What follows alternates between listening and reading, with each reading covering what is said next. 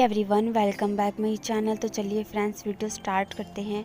Last part में हमने देखा था विंग का पैर अचानक से स्लिप होता है, जिसकी वजह से वो पीठ के बल गिरता है और बहुत ज़ोर से चीखता है।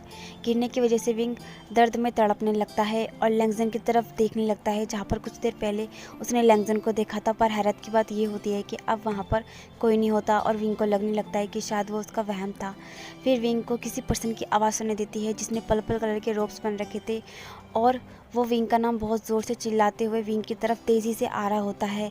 पर पीठ के बल गिरने की वजह से उसके सर पे भी थोड़ी चोट आई होती है, जिसकी वजह से विंग उसका चेहरा देख नहीं पाता और वो धीरे से एक नाम लेता है, जियांग चैन। और इतना कहने के बाद विंग तुरंत ही बेहोश हो जाता है और यहाँ से सीन कट हो जाता है। फिर हम विंग को एक कमरे में देखते हैं, जिसे धीरे धीरे होश आने लगता है।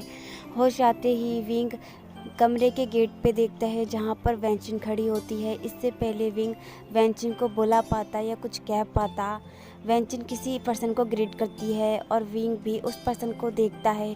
तो सामने उसके फादर होते हैं और विंग अपने फादर को देख के कुछ नहीं कहता और बस उन दोनों की बातें सुनने की कोशिश करता है, जिसमें से वेंचिन उन्हें ग्रीट करते हुए कहती है कि क्लैन लीडर, मुझे माफ़ कीजिएगा, पर मैं माँ या बच्चे में से किसी एक को ही बचा सकती हूँ।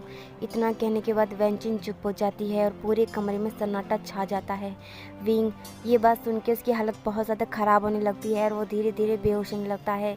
इस वक्त विंग को खुद पे बहुत ज़्यादा गुस्सा आने लगता है, क्योंकि वो वेंचिन को चिल्ला चिल्ला के कहना चाहता था कि वेंचिन, कुछ भी हो जाए तुम बस मेरी बेबी को बचाओ, तुम मेरी फिक्र मत करो। पर विंग कुछ कह नहीं पाता और धीरे धीरे अपना होश खोने लगता है। तभी विंग के फादर वेंचिन से कुछ कहते हैं, जिसे विंग सुन नहीं पाता और विंग तुरंत ही बेहोश हो जाता है और यहाँ से सीन कट हो जाता है। फिर हम विंग को देखते हैं, जिसे धीरे धीरे होश आने लगता है और उसे अपने बेली पे बहुत ज़्यादा पेन महसूस होने लगता है। फिर विंग अपने हाथों को अपने बेली पर रखता है तो उसे महसूस होता है कि उसका बेबी अब वहाँ पर नहीं है। फिर विंग तुरंत ही बेड पे बैठ जाता है और अपने आसपास अपने बच्चे को ढूंढने लगता है, तो उसे उसका बेबी नहीं मिलता। फिर विंग वेंचिन का नाम लेने ही वाला होता है तो उसे वेंचिन की सारी कही हुई बातें याद आने लगती हैं, जिसकी वजह से उसके सर में दर्द होने लगता है। देखते ही देखते विंग की आंखों के सामने अंधेरा छा जाता है और यहाँ विंग को ये लगने लगता है कि शायद उसका बेबी उस दुनिया में नहीं रहा और वो गिरने की वजह से शायद ख़त्म हो चुका है। और विंग अपने आप को ब्लेम करने लगता है और खुद की सेंस में नहीं होता। वो मतलब एक ही जगह बैठा रहता है, ना वो अपनी पलकों को झपकाता है, ना कुछ मूविंग करता है। और तभी जंक्शा आता है। यहाँ जंक्शा जैसे विंग के गिरने की बात सुनता है, वो फ़ौरन अपना काम छोड़कर विंग के पास आता है। वो बहुत दूर गया था मीटिंग के लिए, पर वो तुरंत ही विंग के पास आता है और कहता है, विंग क्या तुम ठीक हो? पर विंग कोई भी मूवमेंट नहीं करता, ना कुछ बोलता है। और जंक्शा विंग की तरफ देखता तो विंग एकदम सेंसलेस बैठा होता है, जैसे उसे कितना बड़ा सदमा लग गया। और विंग को ऐसे देख के जंक्शा थोड़ा पैनिक हो जाता है और जंक्शा विंग को शोल्डर से हिलाते हुए कहता है, विंग विंग विंग होश में आओ, विंग विंग विंग। ऐसे करते करते उसे 2 या 5 मिनट हो जाते हैं, तब जाके फिर विंग होश में आता है और कहता है, धीमी आवाज़ में कहता है, जंक्शा। और वो अपनी पलकों को झपकाता है, जिसकी वजह से जंक्शा चैन की राहत की सांस लेता है और उसे हक कर लेता है और कहता है, बेवकूफ़, तुमने मुझे डरा दिया था। फिर विंग कहता है, कुछ नहीं। और जंक्शा हक को ब्रेक करता है और कहता है, क्या हुआ? फिर विंग अपनी बैली पे हाथ रखता है और कहता है कि जंक्शा, वो मेरा बेबी। और इतना कहने के बाद ही विंग की आंखों में आंसू हो जाते हैं और यहाँ जंक्शा समझ जाता है कि विंग क्या कहना चाहता है। तभी जंक्शा विंग की बात को काटते हुए कहता है कि विंग, जैसा तुम सोच रहे हो वैसा कुछ नहीं है, वो ठीक है। इतना कहने के बाद विंग की आंखों में जो आंसू होते हैं वो थम जाते हैं। तभी जंक्शा नियोसंग को आवाज़ लगाता है और नियोसंग जैसे ही जंक्शा की आवाज़ सुनता है, वो तुरंत ही रूम में एंटर होता है। और नियोसंग जैसे रूम में एंटर होता है, वो विंग को आवाज़ लगाता है। विंग भी तुरंत ही नियोसंग की तरफ देखने लगता है, जहाँ नियोसंग के फेस पे एक प्यारी सी मुस्कान होती है। उसके हाथ में एक लिटिल बेबी होता है, जिसे देख के विंग की आंखों में जो आंसू होते हैं वो थम जाते हैं। नियोसंग मुस्कुराते हुए विंग के पास आता है और उस बेबी को विंग को देता है। और विंग जैसे इस बेबी को अपनी गोद में लेता है, वो बेबी की तरफ देखने लगता है, जहाँ बेबी आराम से सो रहा होता है। और यहाँ विंग बेबी को अपनी गोद में सोते हुए देखकर बहुत ज़्यादा इमोशनल हो जाता है। उसके पास तो शब्द ही नहीं होते कि वो कैसे बयान करे कि वो कितना ज़्यादा खुश है। फिर नियोसंग विंग के पास आता है, उसके कंधे पे हाथ रखता है और विंग तुरंत ही नियोसंग की तरफ देखने लगता है। फिर नियोसंग विंग से कहता है कि विंग, मुबारक हो, तुमने बेबी बॉय को जन्म दिया है। इतना सुनकर विंग इमोशनल हो जाता है, उसकी आंखों से आंसू बहने लगते हैं। तभी नियोसंग विंग से पूछता है, विंग क्या बात है, क्यों रो रही हो? क्या मैंने कुछ गलत कहा? फिर विंग नाम से हिलाते हुए कहता है, नहीं नियोसंग, तुमने कुछ भी गलत नहीं कहा और मैं रो नहीं रहा हूँ, मैं खुश हूँ, ये मेरी खुशी के आंसू हैं। ये बात सुन के नियो सिंह चैन की सांस लेने लगा और उतने में ही जंगशा विंग से पूछता है, विंग पहले मुझे ये बताओ कि जब मैं कमरे में आया था तो तुम्हें क्या हो गया था।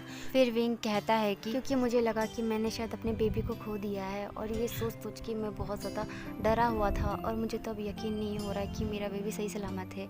फिर नियो सिंह कहता है कि तुम्हें ऐसा क्यों लगा। फिर विंग कहता है कि मैं जब उठा तो मेरे आसपास कोई नहीं था और मैं जब वेंचुन को कुछ कहने ही वाला था तभी विंग रुक जाता है और नियो सिंह पूछता है क्या कहने वाले थे। विंग कुछ कह पाता उतने में ही नन्ही जान की रोने की आवाज़ें आने लगती हैं, जिसकी वजह से दोनों का ध्यान भटक जाता है और दोनों ही नन्ही जान को चुप कराने में लग जाते हैं। विंग नन्ही जान को चुप कराते हुए उसके चेहरे को देखने लगता है तो उसके आंसू की कुछ बूंदें नन्ही जान पे गिरी होती हैं और शायद इसकी वजह से उसकी आंखें खुल गई थी और वो रोने लगा था। फिर विंग कहता है अरे नहीं, मेरी तो आंसू की कुछ बूंदें इसके ऊपर गिर गई थी, शायद इसी वजह से वो उठ गया, उसकी नींद खराब हो गई। फिर विंग उसे चुप कराने की कोशिश करता है पर बच्चा तो चुप होता ही नहीं है। उतने में ही वेंचिन बच्चे का रोना सुनकर कमरे के अंदर एंटर होती है और विंग से कहती है, विंग मुझे लगता है शायद इसे भूख लगी है, विंग तुम्हें अब इसे मिल्क फीड कराना चाहिए। इतना सुनने के बाद नियो सिंह और जैंगचिन दोनों ही कमरे से बाहर चले जाते हैं और वेंचिन विंग को मिल्क फीड कराना सिखाती है और कुछ देर के बाद वो भी रूम से बाहर चली जाती है और विंग अपने बेबी को देखने लगता है जो मिल्क फीड कर रहा होता है और उसके हाथों को चूमने लगता है। और आज विंग बहुत ज़्यादा खुश था क्योंकि उसके अंदर जो भी डर था वो सारा निकल गया था कि उसका बेबी को कुछ हो जाएगा, पर उसने उसे सेव कर लिया है और इस वजह से वो बहुत ज़्यादा खुश है और हैप्पी है। बेबी को मिल्क फीड कराने के बाद उससे बहुत सारी बातें करने लगता है और देखते देखते बेबी सो जाता है। उस रात विंग ठीक से सो नहीं पाता, बस बेबी को देखता रहता है मुस्कुराते हुए। विंग बेबी को देखते देखते उसे कब नींद आ जाती है उसे पता नहीं चलता और वो सो जाता है। और ऐसे ही कुछ दिनों के बाद उसे नियो सिंह मिलने आता है।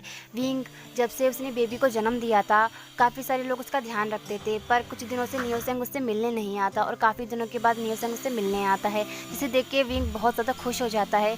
और नियो सिंह कहता है कि विंग कैसे हो तुम। फिर विंग कहता हूँ अच्छा हूँ, तुम बताओ इतने दिनों के बाद तुम्हें मेरी याद कैसी आई। फिर नियो सिंह विंग के पास जाता है और उसे कहता है कि किसने कहा कि मुझे तुम्हारी याद आई है। फिर विंग कहता है मतलब। फिर नियो सिंह कहता है मतलब तुम समझ जाओगे। और नियो सिंह तुरंत ही विंग की गोद से लिटिल बेबी को लेता है और कहता है कि मुझे तो इसकी याद आई थी, मैं तो यहाँ इससे मिलने आया था। फिर नियो सिंह हंसते हुए लिटिल बेबी से कहता है, लिटिल बेबी क्या तुमने मुझे याद किया। लिटिल बेबी जैसे ये बात सुनता है वो मुस्कुराने लगता है, जिसे देख के नियो सिंह और विंग के चेहरे पे भी स्माइल आ जाती है। तभी नियो सिंह विंग से पूछता है, विंग तुमने इसका नाम क्या रखा है। फिर विंग कहता है आयुन। इतना सुनने के बाद नियो सिंह कहता है बहुत प्यारा नाम है। और ऐसे ही नियो सिंह और विंग दोनों ही आयुन के साथ खेलने लगते हैं। कुछ देर खेलने के बाद विंग आयुन को अपनी गोद में ले लेता है। फिर विंग नियो सिंह से पूछता है, नियो सिंह तुम इतने दिनों से कहाँ थे। फिर नियो सिंह कहता है वो विंग मैं।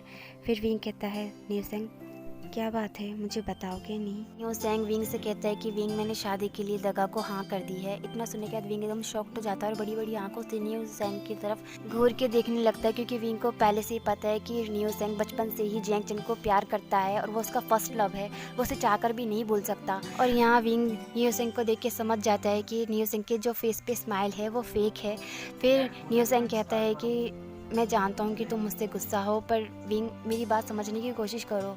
विंग तुम्हारी और जंगशा की शादी हो चुकी है, अब तुम्हें सब कुछ भूल के आगे बढ़ना चाहिए। फिर विंग कहता है कि नहीं, तुम जो समझ रहे हो वो गलत है नियो सिंह, हम लोगों के बीच में ऐसा कुछ नहीं है। फिर नियो सिंह कहता है कि विंग मैं जानता हूँ कि जंगशा तुमसे प्यार करता है, उसकी आंखों में साफ झलकता है, क्या तुमने उसकी आंखें नहीं देखी।